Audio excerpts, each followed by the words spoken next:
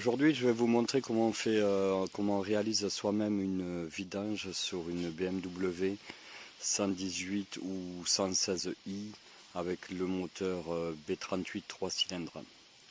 Alors déjà, ce moteur, il n'a pas de jauge pour contrôler le niveau d'huile.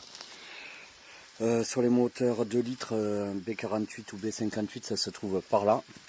Voilà, un peu à côté du filtre à huile qui se trouve ici par contre. Voilà. Il faudra le desserrer avec une grosse douille de je ne sais plus combien. Mais donc pour vérifier le niveau d'huile, je vous conseille de bien regarder combien vous en sortez pour savoir ce que vous allez remettre.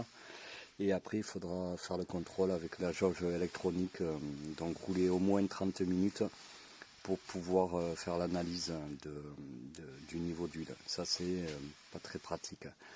Voilà. Donc pour ça on va utiliser de l'huile n'importe quelle marque du moment que c'est de la C3 BMW LL04. Voilà, C3 je pense c'est ce qui est prévu pour les FAP. Ensuite il va falloir lever le véhicule. Moi j'ai deux crics. Donc je vais lever les deux côtés ensemble, ça va me permettre d'accéder à la trappe qui est sous le véhicule, qui est facile d'accès, il n'y a pas besoin d'enlever de cache en plastique, tout ça. La trappe, je vous la montre, elle est là-dessous. Voilà, là, un quart de tour, je pense, pour dévisser, ouais, c'est ça. Voilà, on va la faire descendre.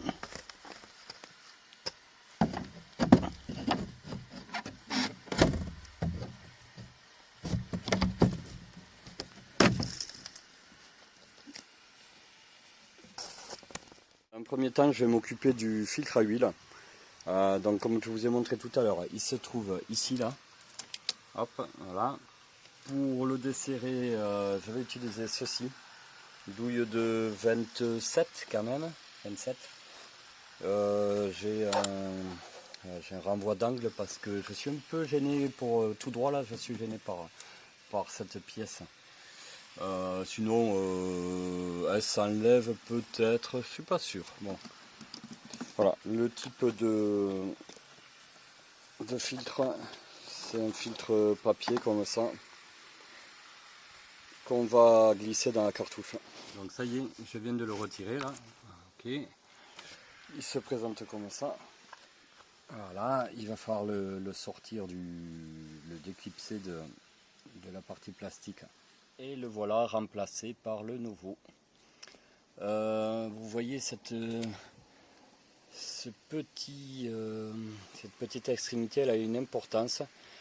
Au moment du montage, il va falloir la positionner dans un trou, voilà, de mémoire. Hein.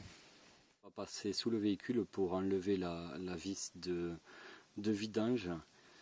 Pour ceux qui font la vidange par aspiration sur ce type de véhicule, sur ce type de moteur, on ne pourra pas pouvoir. Parce qu'il n'y a pas de jauge de niveau. On est obligé de passer par dessous. On va devoir enlever l'écrou avec une douille de 17. Voilà. Je vous montre vite fait. Ici là.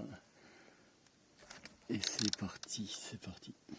Ça y est, ça coule. Je vais baisser le véhicule un petit peu pour que le moteur soit à plat et que ça se vide comme ça. Une fois qu'on a fini, on va pouvoir re-remplir. Moi je me suis servi pour mesurer d'un verre doseur comme ça. Et comme ça j'ai sorti 4,5 litres.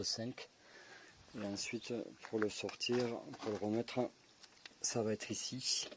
Hop, on va sortir ceci. Voilà. Donc on re-remplit ici.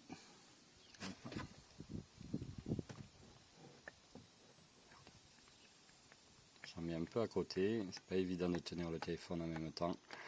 Donc je remets 4 litres, 4 litres 5 et après il faudra contrôler avec la jauge électronique pour voir si le niveau est correct.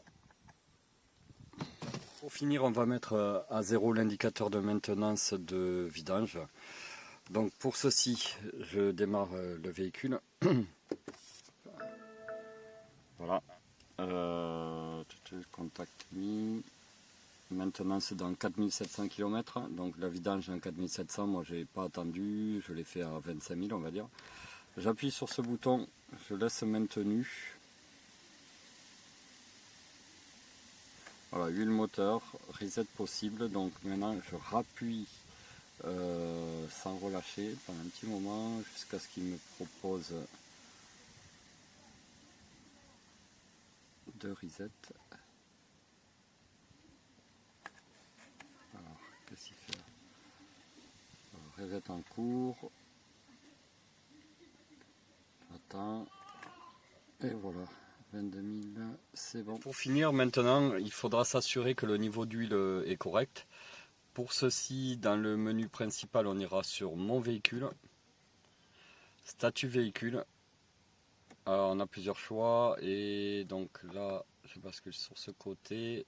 Niveau d'huile moteur, voilà, mesurer le niveau d'huile moteur. Là, il va me dire non parce qu'il veut que j'ai conduit un petit moment et c'est pas encore le cas.